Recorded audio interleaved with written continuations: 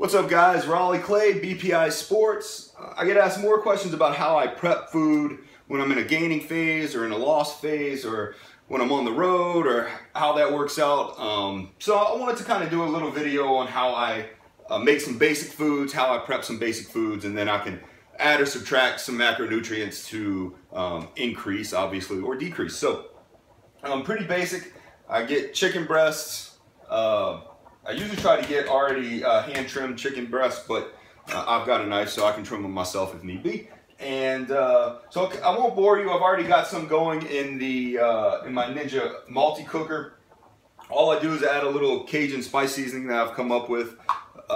That's my own blend: some red pepper, some cayenne pepper, some thyme, a little oregano, some chili peppers, and black pepper, salt, a couple more things, all the good stuff. So. And then I just stick it in the multi-cooker on the oven function and let it bake, basically. It doesn't take long, somewhere around 25-30 minutes. I've got some pretty big chicken breasts in there. I'm sure they're loaded with hormones, and I'm okay with that. So as far as carb sources go, I'm pretty basic. I like potatoes. These are just little golden potatoes that I've cut in quarters or sixths, or just about that size is kind of what I'm looking for. I've got those boiling on the stove already, so they're pretty simple, just with a little bit of sea salt, and I'll let that go. I'll make some white rice later on so that I can have that. I typically don't warm my food up after it's cooled, unless, like with the chicken, it's really versatile. I can shred some of it if I want to shred some of it, make some barbecue sandwiches or something like that. Most of the time I just leave it whole, or I'll cube it, maybe put some buffalo seasoning on it, something just to give it a little bit more taste as I'm eating it. But I typically don't warm it up. So potatoes are good cold.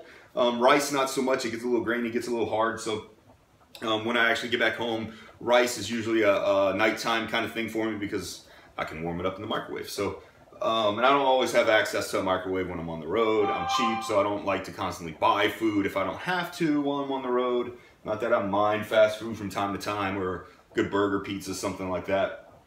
But that's kind of the basics. I'll make some sweet potatoes sometimes. Sometimes I just stick with white potatoes or some red potatoes, something of that nature. And then, you know, if I need a little bit more fat, you know, I can add some fluff stuff to it. I'll add some coconut oil during the day. If I want to hash some of my potatoes to make with some bacon and some eggs or something in the morning like that. The potatoes are already cooked. I just have to kind of crisp them, so I'll add some coconut oil or some olive oil. I'm a coconut oil fan. I just like the way that it tastes. And MCTs have shown to have some good properties for energy production and things like that. So, but mainly I just like the way coconut oil tastes. So that's my basics. I'll make about 12 breasts of chicken. That'll last me about a week. And I'll make 5 pounds of potatoes, give or take a week. Usually about 5 or 6 cups of rice will last me a week. So those are my basic foods. As far as vegetables go, I usually do a bunch of broccoli, and I'll do a bunch of asparagus. Those are my 2 main sources of vegetables. I'll do spinach. My brother and I were big Popeye fans growing up, so we used to eat spinach from the can. I no longer eat spinach from the can. I usually just buy baby spinach and steam it out, or just eat it raw for the most part.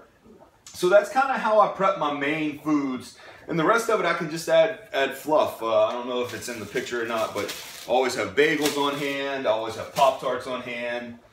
BPI Sports protein powders. Always. This is the ISO HD s'mores. But that's kind of how I go about it. I keep it simple. I apply the KISS principle to most things in life. Keep it simple, stupid. But I'll add fluff and pizza and burgers or something like that.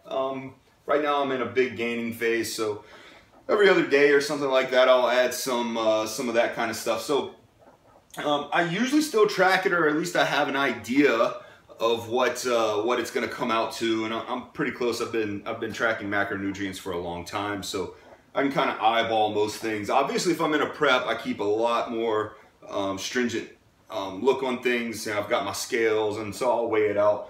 You know, my chicken breast right now is somewhere around 8 ounces, give or take, in a gaining phase.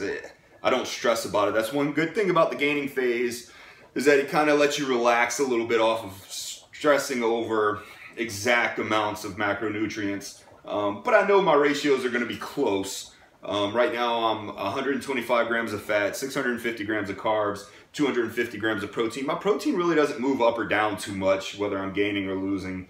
I keep it about that. That's about 1.25 grams, give or take, per lean pound, or at least what my stage weight would be. So, and so I kind of gauge it up and down versus that. So I'm not afraid of pretty much any kind of food source. I don't think, besides trans fats. I'll limit trans fats to just what I'll get out of like a steak or something like that. I'm not a hydrogenated oil fan at all, partially or fully hydrogenated oils. But as far as the rest of it goes, I'm not scared of any refined foods necessarily, or processed foods, or if you can show me any good studies that prove me wrong, good, I'll admit that I'm wrong. But as far as that goes, I try to make all of my whole foods the main source of my intake, just because of the nutrient value and the phytochemicals and things of that nature. But I'm not scared to add a little fluff in from time to time. Again, if you guys watched any videos or heard me talk at all, I enjoy Pop-Tarts. They make a bunch of good flavors, and they're just quick, and I can count them easily. If I could count cake easier like that, I probably would, or whatever the case may be. But yeah, so that's kind of how I go about it. It's not rocket science. Weighing this stuff out once it's cooked is kind of how I do it. I know a lot of people will argue about you should weigh your protein out before you cook it. I'm not going to take it that far. Realistically, as long as I do it the same every time, it's not going to be any different. So, if the protein value is different, then so be it. That's okay. I have it weighed out the same every time, so I can still adjust it appropriately, whether it's cooked or it doesn't really matter as far as I'm concerned. Same thing with all of my foods. I cook all of my foods and then I weigh them after they're cooked and portion them out that way. Again, if you're doing it the same way, the values are going to be the same. So you're not going to run into issues of over consuming or under consuming, as long as you do it the same way each time. If one time you're doing it cooked and then the next time you weigh it all out before you cook it, then yeah, there's going to be some value changes and things that you have to adjust for.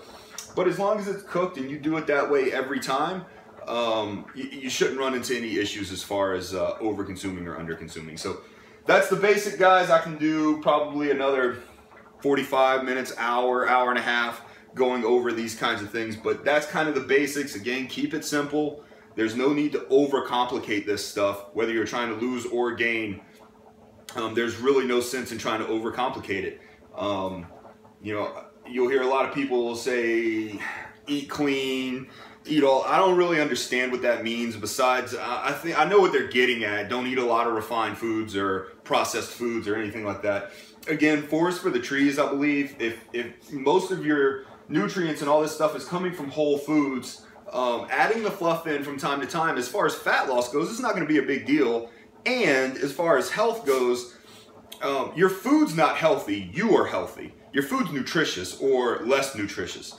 You still get nutrients from refined foods, and you still get some nutrients from processed foods. And so it's not all that bad, and as long as that's not your overall intake is consumed mostly with those types of foods, I think that would be, most people would argue that's not a smart way to go about it anyway. So let's be smart about this thing. I'll talk a lot about flexible dieting, or if it fits your macros, and really all that, any diet can be utilized in if it fits your macros, right? So if you're on a ketogenic diet, all you're talking about is adjusting fats and protein based on your macronutrient intake for that diet. It's not a magical, well, you have to eat Pop-Tarts and you have to eat cupcakes and whatever else because you're doing if it fits your macros. That's the stupidest thing I've ever heard. All flexible dieting basically in terms is, does it matter if I eat chicken breast or fish as long as the fat content is the same or the macronutrients work out the same? And the answer is it doesn't matter. You can't show me a scientific study that says if you eat fish, you'll lose more fat. There's nothing out there that says that. Most of the time I'm cheap, even in a prep, and I eat chicken the whole time. I don't ever have a problem getting lean. So, or none of my clients have these issues either. This has been real world tested and, just tested in basic knowledge. This stuff, we overthink this stuff, and most of it just does not matter. Yeah, there are some benefits to getting fatty acids from food and things like that, but in the terms of losing fat, if we're just talking about fat loss, it doesn't matter all of that much, and we're missing the forest for the trees because we're trying to pinpoint all these little small things, but we don't see the big picture. We don't see it, we're not seeing the whole picture because we're looking at such a small version of it. So anyway, guys, that's how I food prep, and I kind of got off on a rant, but so forgive me. Thanks, guys.